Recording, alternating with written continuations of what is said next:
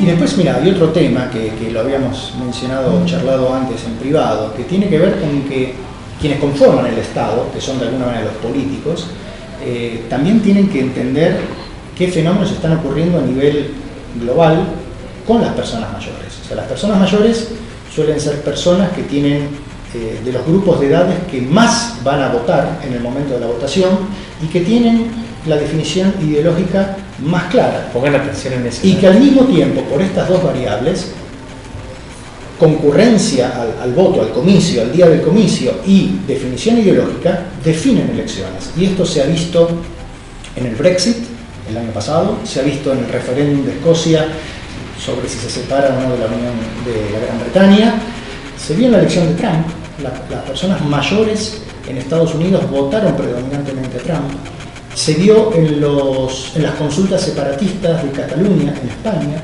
Entonces, este tipo de cosas... Inclinaron la balanza a la gente mayor. Claro, claro que sí. De hecho, por ejemplo, cuando fue el referéndum de Escocia y Gran Bretaña, uno de los diarios, creo que fue The Guardian, en Inglaterra tituló: Escocia le debe la anexión a la Gran Bretaña a sus personas mayores, porque las personas mayores de 60 años, 8 de cada 10 votaron por seguir en Gran Bretaña, y a medida que iba bajando la edad del votante, era más el ánimo separatista.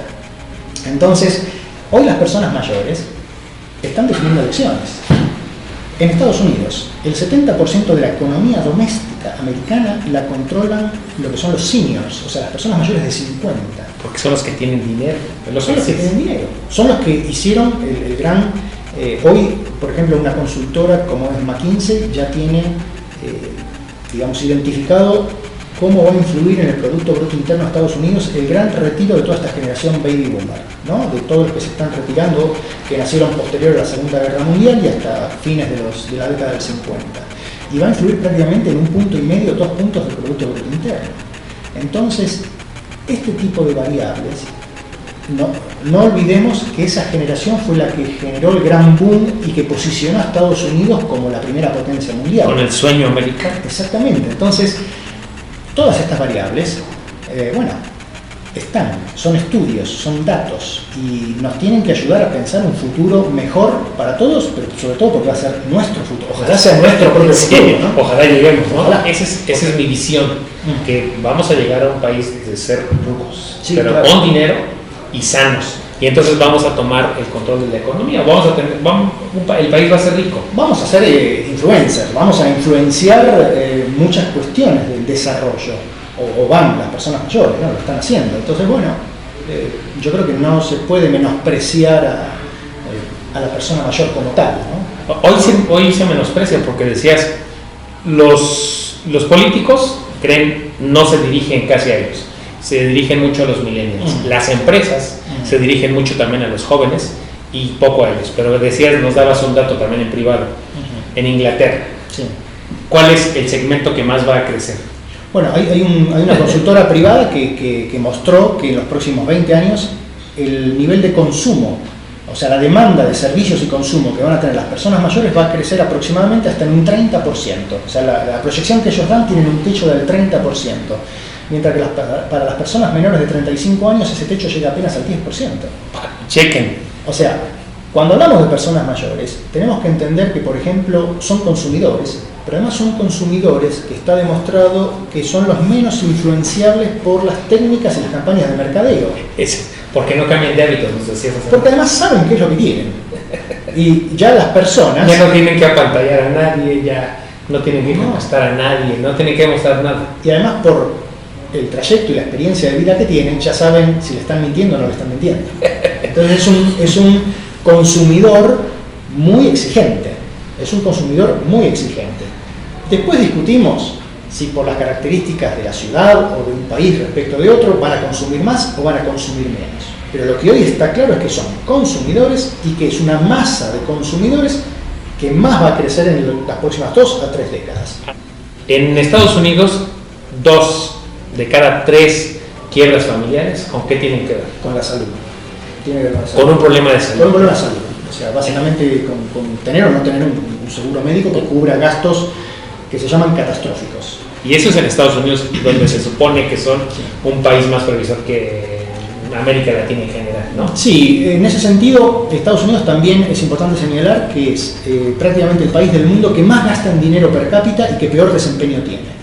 O sea, pero ahorro, las tasas de ahorro son bajísimas. Sí, o sea, en Estados Unidos el aspecto sanitario, de cobertura sanitaria, es un gran business entre las aseguradoras, entre el paciente, entre el Estado. Es muy difícil, hoy lo estamos viendo en la agenda con la discusión que hoy mismo se da en el gobierno de Trump, de qué va a pasar con el Obamacare y con esta cobertura.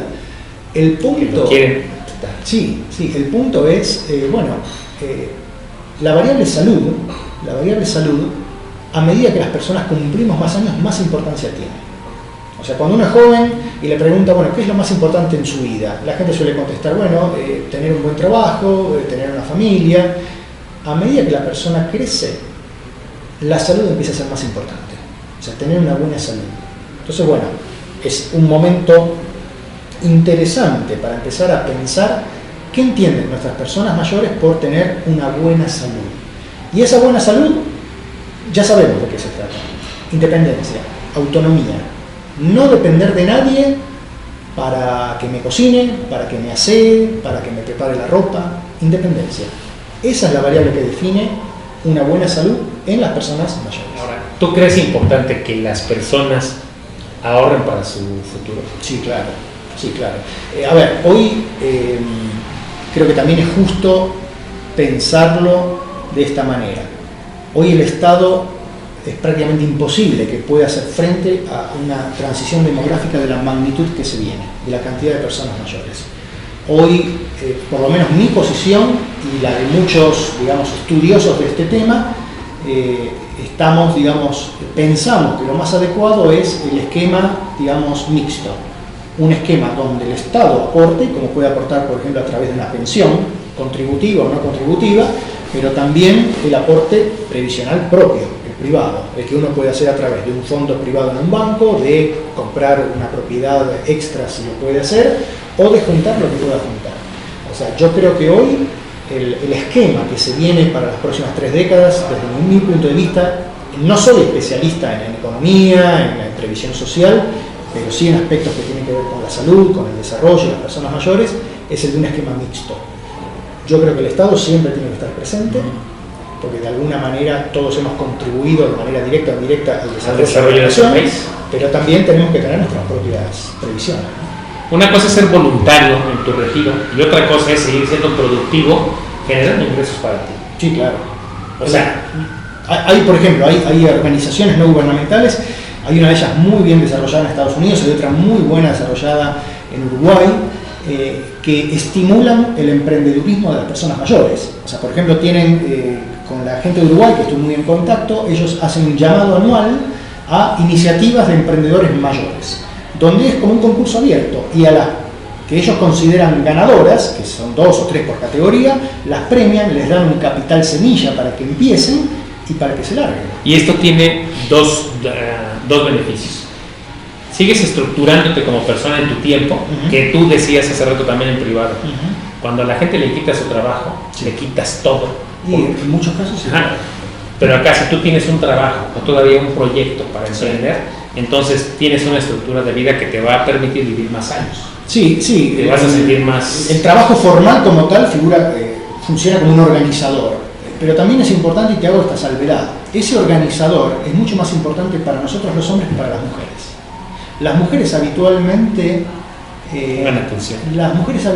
llevan mucho mejor la cosa de la jubilación, del retiro laboral formal. Y viven más años. Nosotros nos morimos antes que ellas. Pero habrá que ver por qué. Sí. Pero, este tema es mucho más difícil para nosotros. Para los hombres. Las mujeres, a contraposición, hablando de esto de una manera coloquial, la tienen peor en el sentido que van a vivir más tiempo, pero van a vivir solas y también van a vivir lamentablemente en una condición de pobreza, porque la legislación, la previsión social habitualmente nos cubre más a los hombres y cuando nosotros nos toca fallecer, nuestra pareja o la mujer queda mucho más desprotegida. Cierto. Y en eso también aprovecho a mencionar esto. en el momento de enfermedad de algún familiar, que podríamos ser la pareja o el hijo o alguien, quien habitualmente cuida en porcentajes que están entre el 70 y el 80%, son las mujeres. Ese tema les hablé en la semana, ¿se acuerdan? Yo decía, las mujeres la tienen todo más difícil porque además son las que cuidan a los papás o a los enfermos, ¿no? Tus datos, ¿dónde te pueden encontrar? Mi correo electrónico es diegobernardini@gmail.com, y si no, la cuenta de Twitter, diegomd, o el sitio website, que es diegobernardini.com. Bueno, ¿algún otro mensaje rápido en 30 segundos? Un gusto estar acá, un gusto poder participar, un gusto estar en México, país que quiero tanto y que cada vez que puedo venir me escapo. Y bueno, hasta la próxima será. Nos vemos, cuídense mucho. Antes no se les olvide, si están en YouTube denle clic aquí abajo, y si están en Facebook compartan esta transmisión, por favor. Nos vemos, cuídense mucho, bye.